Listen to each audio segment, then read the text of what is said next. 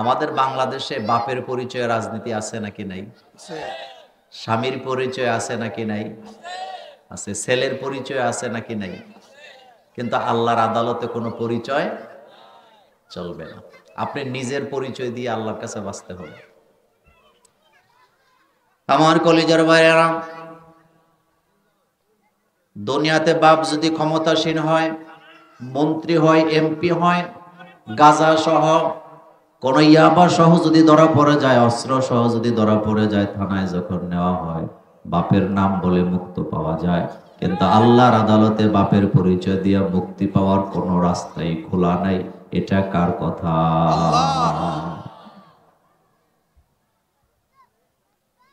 হযরত আদম আলাইহিস সালাম, তিনি পৃথিবীতে আগমনকারী প্রথম নবী, প্রথম মানুষ, আবুল বাশার। তার ছেলে কাবিল হাবিলের উপর অত্যাচার করলেন। আদম আলাইহিস সালাম নবী হওয়ার পরেও আল্লাহ তার ছেলেকে ছাড়েন নাই, বরং কাবিলের ব্যাপারে জাহান্নামের ঘোষণা কোরআনে আছে না? বাই হইয়া বাইয়ের উপরে অত্যাচার করার কারণে, বাই হইয়া বাইকে হত্যা করার কারণে, অথবা বাই হইয়া বাইকে ঠকানোর কারণে আদমের ছেলে হওয়ার পরেও আল্লাহ তাকে ছাড়েন নাই, চিরস্থায়ী জাহান্নামের ঘোষণা আল্লাহ দিলেন। তার দ্বারা বোঝা যায় বাপের পরিচয় দিয়া বাঁচার কোনো রাস্তা নাই।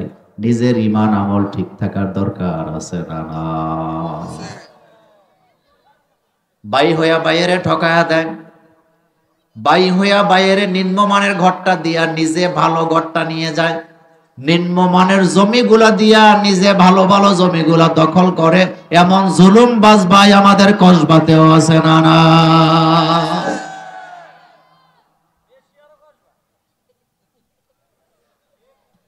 কাবিল হাবিলের সামনে যায় বলতেছে, লা আক্তুলান্নাকা, আমি তোরে হত্যা করব। ভাই হইয়া বাইরে হত্যা করতে চায়, কত বড় জুলুম। সামনে যায় বলতেছে, লা আক্তুলান্নাকা, আমি তোমারে হত্যা করব।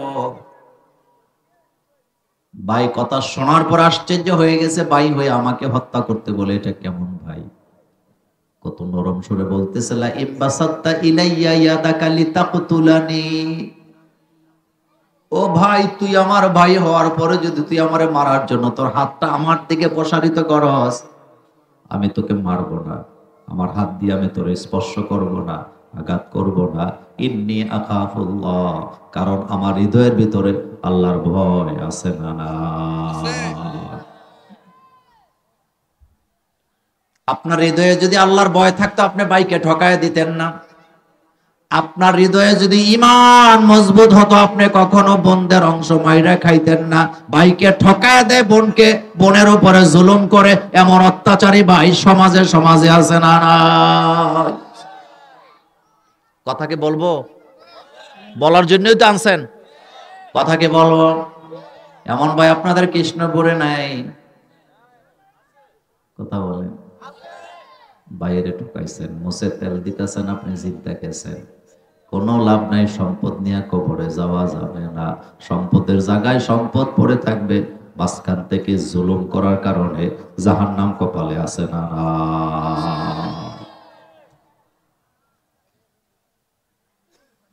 এবার হাবিল কি বলতেছে শোনেন।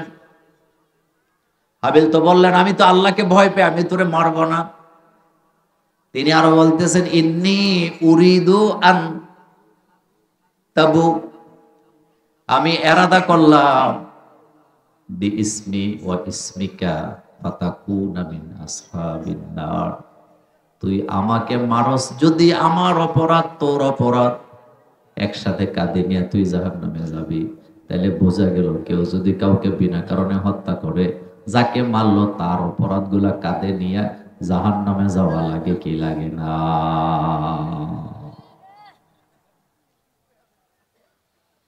দুই নম্বর, স্বামীটা যদি এমপি হয়, স্ত্রীর আইনা এলাকায় চেয়ারম্যান, উপজেলা চেয়ারম্যান বানায়, তার মানে স্বামীর পরিচয় স্ত্রীর রাজনীতি করে। এমন ঘটনা বাংলাদেশে আছে না? কিন্তু কিয়ামতের ময়দানে স্বামীর পরিচয় দিয়ে স্ত্রী বাঁচতে পারবে না। যদি পারত লূত আলাইহিস সালামের স্ত্রী জাহান্নামে যেত না। হযরতে লূত আলাইহিস সালাম নবী, কিন্তু যাকে বিয়ে করলেন তার স্ত্রী জাহান্নামী, এই কথা কোরআনে আছে না নাই? স্বামী নবী, স্বামী কি আর স্ত্রী জাহান্নামী। তার মানে বোঝা গেল স্বামীর পরিচয় দিয়ে স্ত্রী বাঁচবে না। এখন আপনার কাছে আমার প্রশ্ন, নবী স্বামী নবী হওয়ার পরেও স্ত্রী জাহান্নামে যেতে পারলো না, পিসা হুজুর তার স্ত্রীর জান্নাতে নিতে পারবে? আসতে কইছে, তো স্ত্রী যদি না পারে আপনারা পারবো কেমনে? নবী হইয়া নিজের স্ত্রীর জান্নাতে নিতে পারে না, ইমান আমল ঠিক নাই বলে, আর আপনি মুছে তেল দিতেছেন আপনাকে আপনার পিসা হুজুর জান্নাতে নিয়ে যাবে। এটা বোকা মানুষ ছাড়া কেউ চিন্তা করতে পারে না, কারণ কিয়ামতে তো ভয়াবহ হবে, কেউ কাউকে জান্নাত দেওয়ার ক্ষমতা নাই। হযরতে লূত আলাইহিস সালাম যার সাথে সংসার করে, এক বিছানায় ঘুমায়, যার সাথে ভালোবাসা বিনিময় করে, তারে জান্নাতে নিতে পারে না ঈমান না থাকার কারণে। আবার স্ত্রীর পরিচয় দিয়া স্বামী জান্নাতে যাওয়ার কোনো ব্যবস্থা নাই। যদি থাকতো তাহলে ফেরাউন নাই কি দোষ করছে? ফেরাউনের স্ত্রী তো মরার আগেই জান্নাতে, এই কথা কার? ফেরাউনের স্ত্রী জান্নাতি না জাহান্নামী? এত আস্তে বললে হবে না, জান্নাতি না জাহান্নামী? জান্নাতি। 100% জাহান্নামী। আল্লাহ ঘোষণা দিয়ে দিছে, ওমা নাকামু মিনহুম ইল্লা আইয়ুমিনু বিল্লাহিল আজিজিল হামিদ। আল্লাহ বলে আসিয়ারে যে হত্যা করা হলো, শহীদ করে দেওয়া হলো, তার অপরাধ একটাই ছিল, সেই ঈমান এনেছিল কার উপরে? কিন্তু আসিয়াকে যেদিন শহীদ করা হয়, আল্লাহ বলেন, ও আকাশের ফেরেশতারা জান্নাতের সকল দরজা খুলে দাও, আমার আসিয়ার রুটা যেন উড়ে উড়ে ইচ্ছা মতো যেই দরজা দিয়া খুশি সেই দরজা দিয়ে জান্নাতে প্রবেশ করতে পারে। এখন প্রশ্নটা যেই জায়গায়, হযরতে আসিয়া জান্নাতি কিন্তু তার স্বামী, আরো জোরে বলেন, তাহলে বোঝা গেল স্বামীর পরিচয় দিয়ে স্ত্রী জান্নাতে যেতে পারবে না। অনেক পরিবার আছে স্ত্রীরা নামাজ পড়ে, তাহাজ্জুদ পড়ে, আর স্বামীটা রাস্তায় রাস্তায় গাঁজা খায়। গাঁজা বোধহয় আপনাদের কসবাতে নাই? হ্যাঁ আছে না নাই? আমার কলেজার ভাইয়েরা, কারো পরিচয় দিয়া কেউ জান্নাতে যেতে পারবে না। বাতিজার পরিচয় দিয়া চাচা জান্নাতে যেতে পারবে না। যদি পারতো আবু তালিব জান্নাতে চলে যেত, কিন্তু আবু তালিবের জন্য জাহান্নামের ঘোষণা দিছেন কে? বুখারীর হাদিসে আসছে, রাসূলুল্লাহ সাল্লাল্লাহু আলাইহি ওয়াসাল্লাম চাচার কাছে যায়, বলতেছে, চাচা কালিমা যদি না পড়ো, ঈমান যদি না আনো, তুমি জান্নাতে যেতে পারবা না। এবার চাচা কয়, ভাতিজা কালিমা পড়বো না, কালিমা পড়লে মক্কার কুরাইশের নেতারা আমাকে লজ্জা দিবে। রাসূলুল্লাহ বললেন, চাচা গো, কালিমা পড়লে মক্কার কুরাইশের নেতারা তোমাকে লজ্জা দিবে, আর কালিমা না পড়লে তুমি জাহান্নামের আগুনে জ্বলবা। আবু তালিব কয়, ভাতিজা দুনিয়ার মানুষের কাছে লজ্জা পাওয়ার চাইতে জাহান্নামের আগুনে জ্বলাটাকে আমি ভালো মনে করি। বুঝা গেছে কপালে হেদায়েত নেই। আল্লাহ রাসূল বলতেছেন, চাচা ঠিক আছে, কালিমা জোরে বলারও দরকার নাই, তুমি যে কালিমা পড়বা এটা আমি কারো কাছে জানাবো না, তুমি শুধু আস্তে আস্তে কালিমাটা পড়ো, আমি রাসূলুল্লাহ তোমাকে কিয়ামতে সুপারিশ করব। কয় না, সেটাও করব না। এবার আল্লাহ রাসূল কয়, চাচা তাহলে একটা কাজ করেন, আমি কালিমাটা পড়ি, আপনি আমার সাথে ঠোঁট নাড়েন, কিয়ামতের ময়দানে আল্লাহর আদালতে বলবো, আল্লাহ আমি নিজের চোখে দেখেছি আমার চাচা কালিমা পড়ছে, ঠোঁট নাড়ায়া নাড়ায়া আমি সুপারিশ করব। চাচা রাজি হইছেনি? আরো জোরে কর না। রাসূলুল্লাহ কাঁদতে শুরু করলেন, চাচা জাহান্নামের দিকে চলে যায়। জিবরাইল আমিনকে আল্লাহ পাঠায় দিলেন, জিবরাইল যাও আমার হাবিবকে জানায় দাও, ইন্নাকা লা তাহদি মান আহবাবতা ওয়ালাকিন্নাল্লাহা ইয়াহদি মান ইয়াশা। হাবিব আপনি চাইলেই তো যারে তারে ভালোবাসা দিয়ে হেদায়েত দিতে পারবেন না, হেদায়েতের চাবিটা কার কাছে? মসজিদওয়ালা বাড়ির লোক মসজিদে খুঁজে পাওয়া যায় না, এমন মানুষ আছে না নাই? কপালে কি নাই? আপনাদের এই গ্রামের নাম কি? কৃষ্ণপুরের লোকেরা গেছে কোটি সমনি আত্মীয়তা করার জন্য, ছেলে দেখতে গেছে, মেয়ে দেখতে গেছে। লোকেরা জিজ্ঞেস করে তোমাদের বাড়ি কই? কয় কসবা। কয় কোন গ্রাম? কয় কৃষ্ণপুর। কোন বাড়ি? কয় মসজিদওয়ালা বাড়ি। কোথাও গেলে অহংকার করে আমাদের বাড়িতে মসজিদ আছে, আমাদের বাড়িতে মাদ্রাসা আছে, আমার দাদা মসজিদে জায়গা দিয়ে গেছে, আমার আব্বা মসজিদে জায়গা দিছে। অথচ এই মসজিদুল্লাহ বাড়ির লোকগুলা 5 বেলা মসজিদে আজান হয়, তাদের চেহারাগুলি মসজিদে খুঁজে পাওয়া যায় না, এমন বাটপার আছে না? এতে মোসে তেল দিতে আছে। মসজিদুল্লাহ বাড়ি জান্নাত ঠেকায় কে? আমি বলি বেটা, কাবা ঘরের সাথে বাড়ি হলো জান্নাতে যাওয়া যাবে না যদি ঈমান আমল ঠিক না থাকে। যদি কাবা ঘরের পাশে বাড়ি থাকলে জান্নাতে যাওয়া যাইতো, তাহলে আবু জাহিল কি দোষ করছে?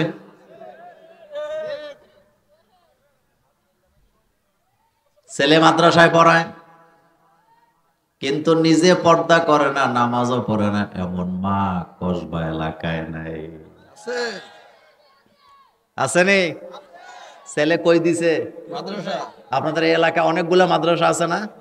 ছেলে কোথায় দিছে? কিন্তু নিজে নামাজও পড়ে না, পর্দাও করে না।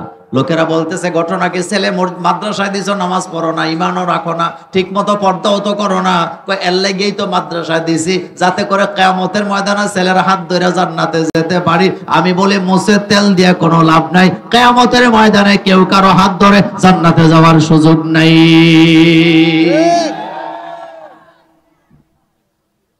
কিয়ামত বড় ভয়াবহ, কিয়ামত বড় ভয়াবহ হবে। সেই ব্যাপারে কয়েকটা কথা বলে দিয়ে যাব।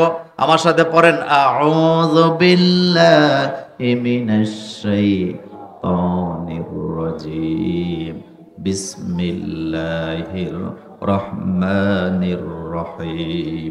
ইয়া আইয়ুহান নাসু তাকু রাব্বাকুম ইন্না যালযালাতাস সাআতি শাইউন عظيم يوم ترونها تذهل كل مرضعة عما أرضعت وتضع كل ذات حمل حملها وترى الناس سكارى وما هم بسكارى ولكن عذاب الله শাদীদ। মনোযোগ আছে আপনাদের? কি ভয়াবহ কথা আল্লাহ এখানে বললেন, কি ভয়ানক কথা আল্লাহ পাক বললেন। সূরাতুল হজ, কোন সূরা? সূরাতুল হজ। প্রথম আয়াতে আল্লাহ পাক বলছেন ইয়া আইয়ুহান নাস, ও মানব জাতি। এই আয়াত শুধু মুসলমানের জন্য আল্লাহ নাযিল করে নাই, মুমিনের জন্য করে নাই, সমস্ত মানুষের জন্য নাযিল করছে কে? আল্লাহ। কোরআনের অসংখ্য মেসেজ আল্লাহ সবার জন্য নাযিল করছেন। ইয়া আইয়ুহান নাস, ও দুনিয়ার মানুষেরা, ইত্তাকু, ভয় করো, রব্বাকুম, তোমাদের প্রতিপালককে, তোমাদের রবকে, ইন্না যালযালাতাস সাআতি শাইউন আযীম, যখন ভূমিকম্পের মাধ্যমে পৃথিবীটাকে আমি আল্লাহ ধ্বংস করে দিব, ভয়ানক ভূমিকম্প দিবেন কে? জালজাল শব্দের অর্থ হলো কম্পন হওয়া, কম্পমিত হওয়া।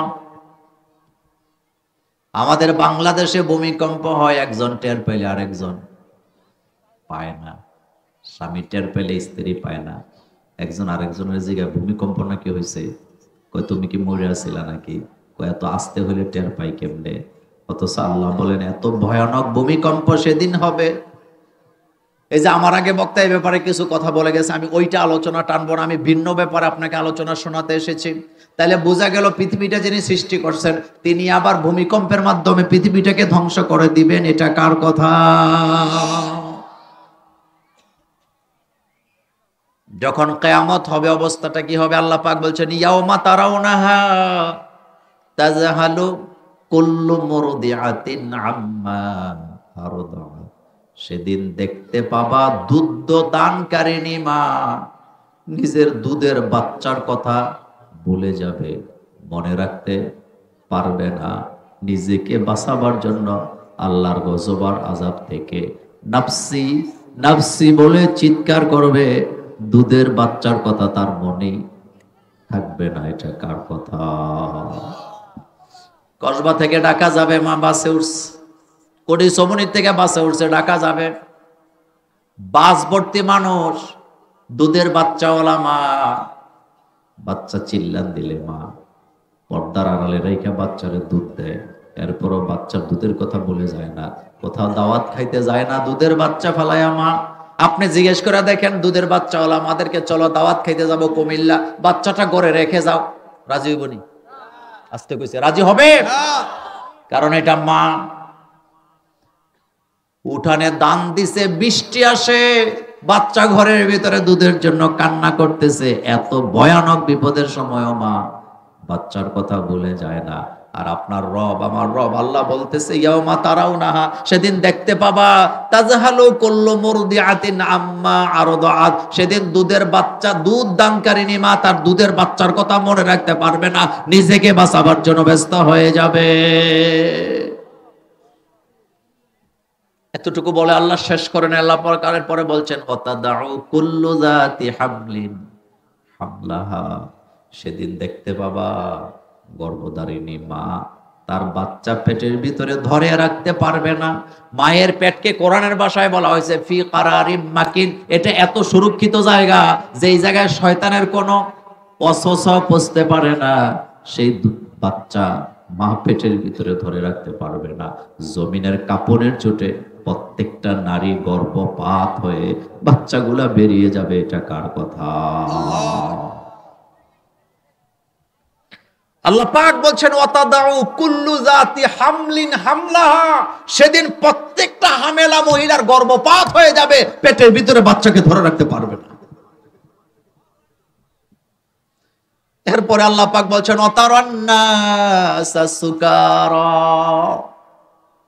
সেদিন দেখতে পাবা মানুষগুলা নেশাগ্রস্ত পাগলের মতো ছুটাছুটি করতেছে। সুকার শব্দের অর্থ দুইটা, একটা হলো পাগল, আরেকটা হলো নেশাগ্রস্ত। নেশা করলেও মানুষ পাগল হয়। আল্লাহ পাক বলেন, ওয়াতারান্নাসা সুকারা, সেদিন প্রত্যেকটা মানুষ পাগলের মতো দিক বিদিক দৌড়াতে থাকবে। ওমা হুম বিসুকার, আল্লাহ বলেন কিন্তু তোমরা তাদেরকে পাগল মনে করো না, আসলে তারা পাগল না, নেশাও করে নাই, তাহলে তারা ছুটাছুটি করতেছে কেন? আল্লাহ পাক বলছেন, ওয়ালাকিন্না আযাবাল্লাহি শাদীদ, আল্লাহর ভয়ানক আযাবের ভয়ে মানুষগুলা পাগল হয়ে যাবে। আল্লাহু আকবার বলো মিয়া। এখন আপনাদের কাছে আমার চারটা প্রশ্ন। কয়টা? এক নাম্বার প্রশ্ন, বলেন তো এই পৃথিবীতে মানুষেরা সবচেয়ে বেশি ভালোবাসে কাকে? আল্লাহকে বাদ দিয়ে বলেন। মনোযোগ আসেনি? প্রশ্ন চারটার উত্তর। এক নাম্বার, পৃথিবীতে মানুষ সবচেয়ে বেশি ভালোবাসে কাকে?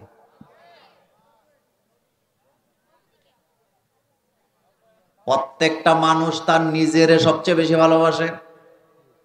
মনোযোগ আছে? কাকে কাকে কাকে? মানুষ নিজের চাইতে অন্য কাউকে বেশি ভালোবাসতে পারে না। আপনি বাপ, আপনার ছেলে মেয়েরা যদি আইসা বলে আব্বা তোমার জীবনের চাইতে অনেক বেশি ভালোবাসি, এটা মিথ্যা কথা। এটা বুঝতে হইলে আপনি যদি বুড়া বয়সে বিছানায় পেশাব পায়খানা করেন, তখন বুঝবেন ভালোবাসা কারে কয়। কোন স্বামী তার স্ত্রীকে জীবনের চেয়ে বেশি ভালোবাসে না। কোন স্বামী যদি স্ত্রীকে যায় কয় বিবিরে, ও আমার স্ত্রী, ও আমার ডার্লিং, তোরে আমি জীবনের চেয়ে বেশি ভালোবাসি, 100% মিথ্যা কথা। এটা বুঝতে হলে স্ত্রী যদি 1 বছর অসুস্থ হয়ে পড়ে থাকে, রান্না বান্না না করতে পারে, অথবা তার যদি কোনো কাজে না আসে, 2 নাম্বার বিয়া করার চিন্তা ধান্দা আছে না? না, সেম কন্ডিশন। কোন স্ত্রী যদি তার স্বামীকে বলে আমি তোমারে বেশি ভালোবাসি, এটাও মিথ্যা কথা। এক কথা আমি পরে বুঝাইতেছি। পৃথিবীর মানুষ নিজের চেয়ে অন্য কাউকে বেশি ভালোবাসতে পারে না। তুই প্রেমে পড়ছ যুবক, তোর ডার্লিং যদি তোরে মেসেজ দেয় জানের জান পরাণের পরাণ, বুঝবি তোর জীবনের প্রথম কামাইগুলা খাওয়ার দান্দা, তোর থেকে গিফট পাওয়ার দান্দা আছে না না? হেতির জন্ম জানুয়ারি মাসের 10 তারিখ, কিন্তু জুন মাসে হেতে ওই যে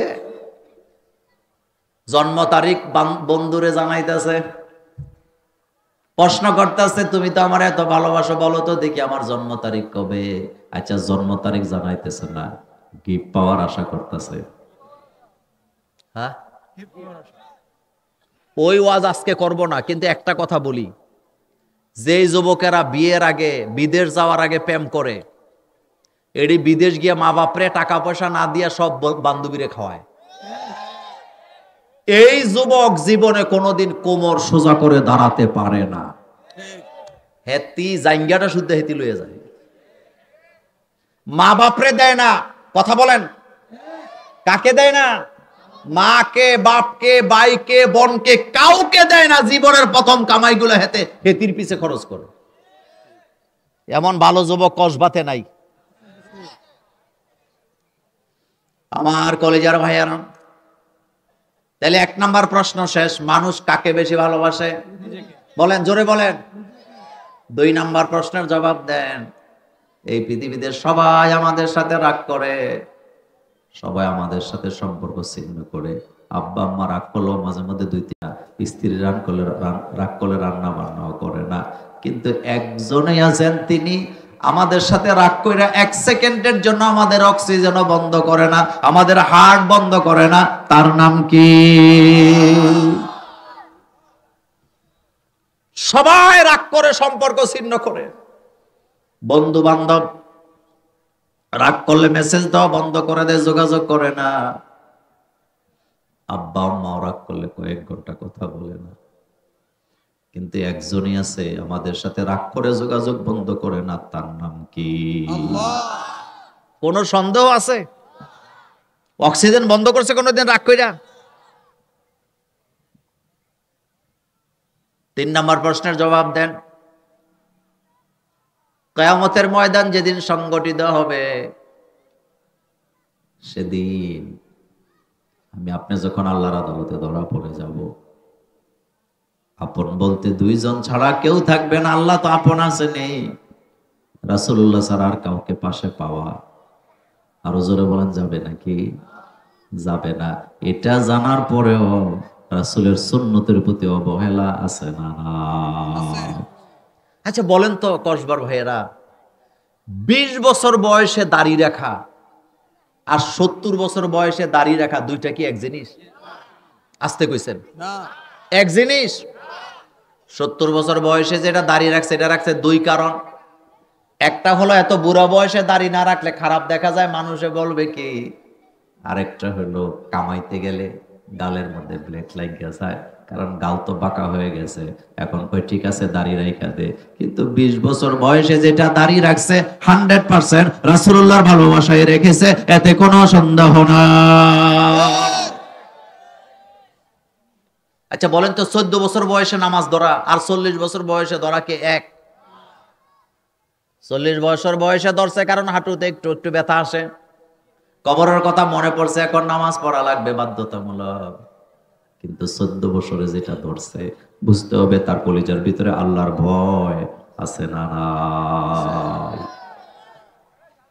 তাহলে আমাদের সাথে রাগ করে না কে? আল্লাহ।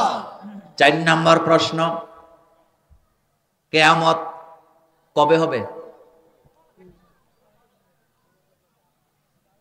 হ্যাঁ, একটা কথা ভালো বলছে, আল্লাহ জেবলা দেয়, কথা তো সত্য। কিয়ামতের ডেট আল্লাহ কাউকে জানান নাই। কিয়ামত কিভাবে সংগঠিত হবে, কিয়ামতের মাঠের ভয়াবহতা কেমন হবে, এই কথাগুলো আল্লাহ আমাদেরকে বলেছেন, কিন্তু কিয়ামতের কোন ডেট আল্লাহ কাউকে জানান নাই। 5টা জিনিসের ইলম আল্লাহ নিজের কাছে রেখে দিয়েছেন। কয়টা? ইন্নাল্লাহা ইনদাহু ইলমুস সাআ ওয়া ইউনাজ্জিলুল গায়স ওয়া ইয়ালামু মা ফিল আরহাম। আল্লাহ বলেন 5টা ইলম আমি আমার কাছে রাখছি। 1 নাম্বার, কিয়ামত কত তারিখে হবে, কবে হবে, এটা আমি আল্লাহ ছাড়া কেউ জানে না। 2 নম্বরে কোন জায়গায় কখন কতটুকু বৃষ্টি হবে আমি আল্লাহ ছাড়া কেউ জানে না। 3 নাম্বার, মায়ের রেহেমের ভিতরে যে বাচ্চা আছে, পেটের ভিতরে যে বাচ্চা আছে, আমি আল্লাহ ছাড়া বাচ্চার খবর কেউ জানে না। এই খবর একমাত্র কার কাছে? 4 নাম্বার, আগামী দিন আমি আপনি কোথায় যাব, কি রিজিক গ্রহণ করব, আল্লাহ ছাড়া কেউ জানে না।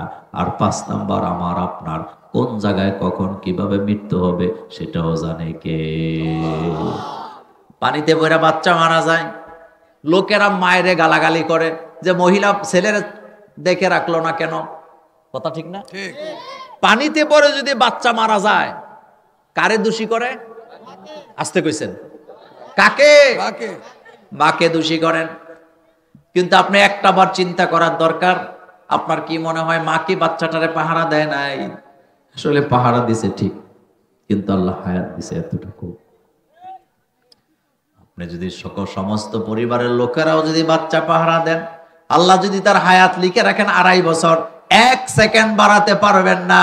যেদিন পানিতে পড়ে মারা যাবে সেদিন বাড়ির সকল লোকদেরকে আল্লাহ এমন ভাবে ভুলাইয়া রাখে, ফাঁক দিয়ে বাচ্চাটা পানিতে পড়ে মরে যায়, লোকেরা কয় মা দেখে রাখে নাই, অথচ সিদ্ধান্তটা ছিল কার? কুমিল্লা মুরাদনগর সুসুন্ডা একটা গ্রাম আছে, ওই গ্রামের একজন লোকের 5টা মেয়ের পরে একটা ছেলে হয়েছে। কয়টা মেয়ে? 5টা মেয়ে, পরে একটা ছেলে হয়েছে। একটা মেয়েও তখন বিয়ে দেয় নাই। 5টা বোন ভাই নিয়ে কারাকারি করে পাহারা দেয়, নিজেও মসজিদ থেকে আইসা বাচ্চা কোলে নিয়ে বসে থাকে। তার স্ত্রী পাগলের মতো ছেলেটাকে ভালোবাসে, সোজা কথা নয়। 7টা মানুষ একটা বাচ্চার পেছনে শ্রম দেয়, পেশাব করতে দেরি, বোনেরা প্যান্টটা পাল্টাইতে দেরি নেই। এত আদরের বাচ্চা, বাড়ির কাছে কোনো পুকুরও নাই, মাটি দিয়ে আগের দিনে ঘর লেপতে, এখন না বিল্ডিং বানাইছেন, উঠানের কোণার মধ্যে একটু মাটি উঠাইছে ছোট্ট একটা গর্ত থেকে, যেটা দিয়ে ঘর লেপছে। ওই গর্তটা বৃষ্টি হওয়ার কারণে একটু পানি জমে আছে। এত আদরের বাচ্চা, তারা কেউ বলতে পারতেছে না। হঠাৎ তাকায় দেখে বাচ্চাটা ওই গর্তের মধ্যে পড়ে মরে আছে। তা আপনি কি বলবেন পাহারা দেন? আসলে ব্যাপার সেটা নয়, হায়াত এতটুকুনই দিয়া পাঠাইছে কে? এক কথায় বুঝাই দেই, আপনি যদি আপনার ছেলেটাকে সিন্ধুকে তালা দিয়েও রাখেন, হায়াত যদি না থাকে 1 সেকেন্ড আপনি তার হায়াত বাড়াতে পারবেন না। দিনাজপুর গেলেও নিরাপদে ফেরত আসবে যদি হায়াত থাকে।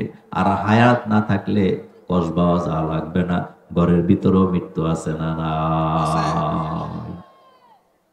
আমরা অনেক সময় বলি আরে ওখানে যদি না যাইতো। ঝগড়া করতে যায় নাই, জাস্ট ঝগড়া দেখতে গিয়ে মারা গেছে, এরকম ঘটনা আপনারা জানেন না? আছে।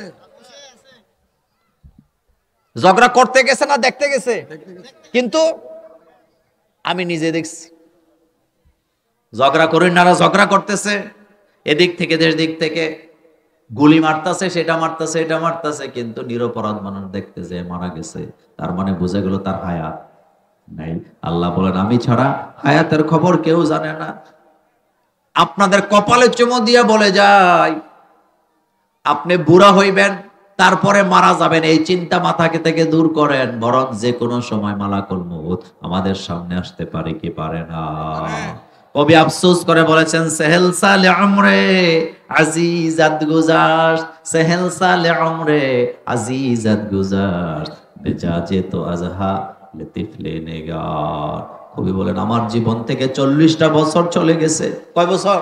এখন আমি খেলাধুলা নিয়ে ব্যস্ত আছি, টেলিভিশন নিয়ে, মোবাইল নিয়ে পড়ে আছি, অথচ আমার মাথার ভিতরে এখনো আখিরাতের চিন্তা আসে না। এমন মানুষ আছে না? না। সেই মানুষগুলাকে আল্লাহ পাক সতর্ক করছেন, কি বলে? আল্লাহ পাক বলেন অতাদাউ কুল্লু জাতি হামলিন হামলাহা, কিয়ামত যখন সংগঠিত হবে দেখতে পাবা পেটের ভিতরের বাচ্চা বেরিয়ে পড়ে যাবে। অতারান নাসা সুকারা, মানুষগুলা পাগলামি করবে, পাগল হয়ে যাবে। ওমা হুম বিসুকার, আসলে তো মানুষগুলা পাগল না, তাহলে পাগলামি কেন করে? একমাত্র আল্লাহর আযাবের ভয় হৃদয়ের ভিতরে আছে না? বর্তমানে সূর্য একটা মুখ দিয়া জমিনের দিকে তাপ দেয়, কিয়ামতের ময়দানে সূর্য তাপ দিবে 18টা মুখ দিয়া। জমিনটা তামা হয়ে যাবে। মানুষগুলো আদমের কাছে যায় বলবে, ইয়া আবাল বাশার, ও আমাদের আব্বা, কিয়ামতের ভয়াবহ আযাব আমাদের বরদাস্ত হয় না, আপনি তো আমাদের আদি পিতা আব্বা, আল্লাহরে বলেন না বিচারটা করে দিতে। আদম আলাইহিস সালাম বলবে, আজকে তিনি কাহার হয়ে বসে আছে, রাগান্বিত হয়ে বসে আছে, আমি আদমের সাহস নাই তার সামনে দাঁড়ায় কথা বলতে পারি। নূহ আলাইহিস সালামের কাছে যাবে, রাজি হবে না। ইব্রাহিম আলাইহিস সালামের কাছে যাবে, রাজি হবে না। ঈসা নবীর কাছে যাবে, রাজি হবে না। রাসূলুল্লাহকে খুঁজবে লোকেরা। আল্লাহ রাসূল আরশে আযমের ছায়ার নিচে সেজদা দিয়ে পড়ে থাকবেন। আল্লাহ বলবেন, হাবিব আপনি মাথা তোলেন। বুখারীর হাদিসে আসছে, আল্লাহ বলবে, হাবিবকে আপনি মাথা তোলেন, আপনি আমার কাছে সুপারিশ করেন, আমি আল্লাহ অপেক্ষা করছি, আপনি সুপারিশ করবেন, আপনার সুপারিশ আমি নবী, আল্লাহ আজকে নবীর সুপারিশ কবুল করব।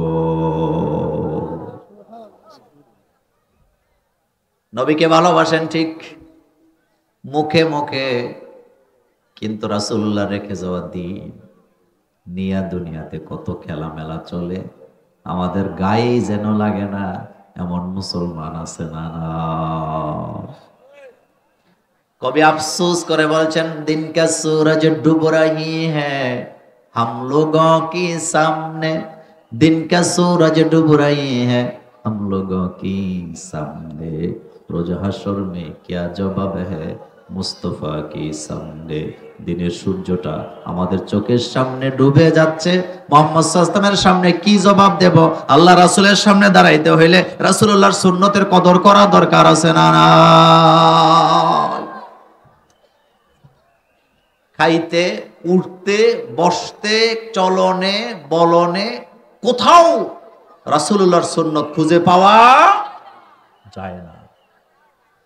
যতদিন পৃথিবীতে বেঁচে থাকবো রাসূলুল্লাহর সুন্নতের উপরে জীবন যাপন করতে রাজি আছি না নাই? আল্লাহ যেন আমাদেরকে তৌফিক দান করেন, আমরা বলি আমিন।